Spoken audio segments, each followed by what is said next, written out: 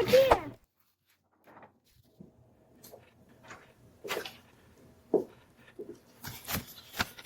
Writing in a journal, on napkins in a bar, or on a blank screen when you should be working, might not seem like more than a temporary diversion from the vicissitudes of a modern life, and doing it in the habit I'm about to describe might seem awkward, boring, and even useless.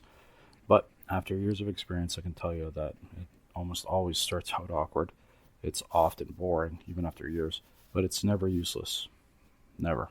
This tedious habit has helped to keep me stable, and it's helped to become a deep source of healing, and has taken me off a few paths that would have led me straight to insanity and inevitable self destruction. But beyond keeping me sane and alive, it's helped me in other ways too, which I'm going to outline for you. Do you want to empower yourself? Do you need to transform some aspect of your life? And do you enjoy a surprise? And I'm not going to bury the lead here, and I'll just tell you. The empowerment comes from self-knowledge.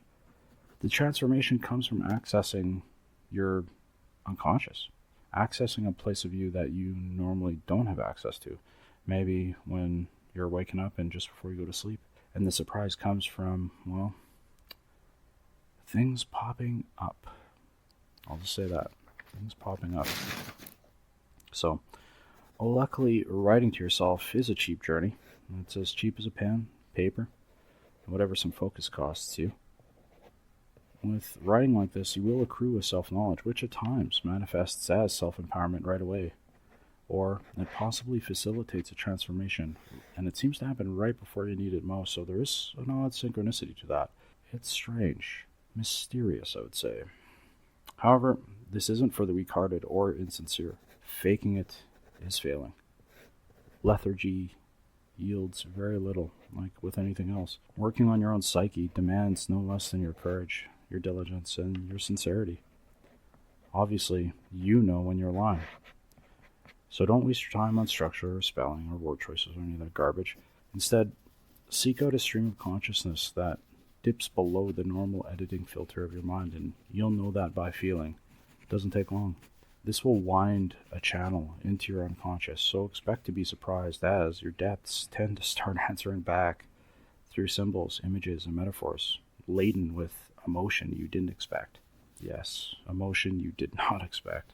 Excavating your life between the margins of a notebook will trigger memories and pull up some trapped thoughts that you forgot, definitely forgot, and hard emotions that you probably don't want to deal with. But those revealing patterns allow you to untangle what used to be complex, and parts of yourself will grow into your grasp over time as you become more responsible of yourself in a deep way and in control of what was once a knotted mystery just beyond your ego.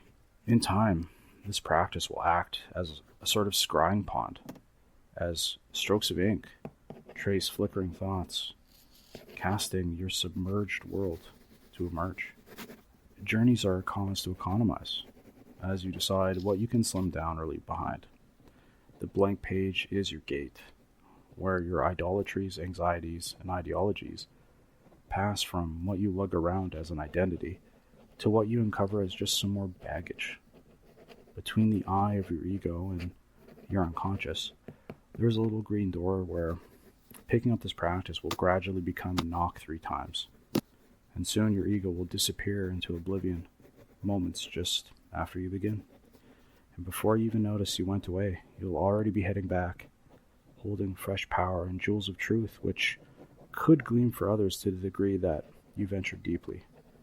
But in that, there's some guarantee.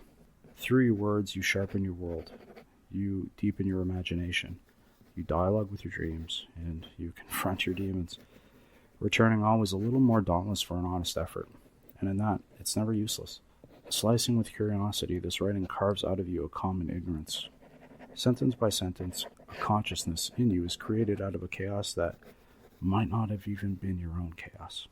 You'll become a pilgrim of your deeper self, transforming who you are by degrees, by cutting confusion into clarity. So this isn't just writing, it's inner cartography. And what's lost to us moderns is that inside each of us is a birthright and a quest. And like any quest, the deeper we enter into it, the more dangerous it may become. The danger lies in suffering some truth or, even some temporary madness, like an internal civil war. or something else which could lurk behind your little green door. Maybe it's your shadowed lair to your personal beast, and it's encircled in ignorance, and to leave it unexplored is to live out in inexorable fear. Or you assume what haunts you is everywhere but inside yourself. And so, you foist familiar red eyes in dread on the faces around you when they glare behind your own instead. Maybe you're wasting your life fighting unwinnable battles against one bulk of humanity, or even all of reality, simply because you're too lazy, proud, or afraid to face yourself. Then again, maybe your fear is of rising with the sword of power because you don't want the handle of responsibility. Or maybe the fear and chaos inside you aren't even your own, but the design of some multinational corporate agency that profits when you are more harvestable than individual. I am in the TV. Or could it be that you're just trying to avoid the danger of becoming what you ought to be, rather than just what's easy? Through this habit, you're gradually spared from a life of ignorance toward one of more personal freedom. Through writing to yourself, you discover how love is prefigured in oblivion. This practice helps you leave behind what's mundane and profane outside of your view, so you can live out what is powerful and sacred, heaving out from your inside. So, for those of you who have kept your interest but, don't know where to start, it's simple. Let fear be your guide.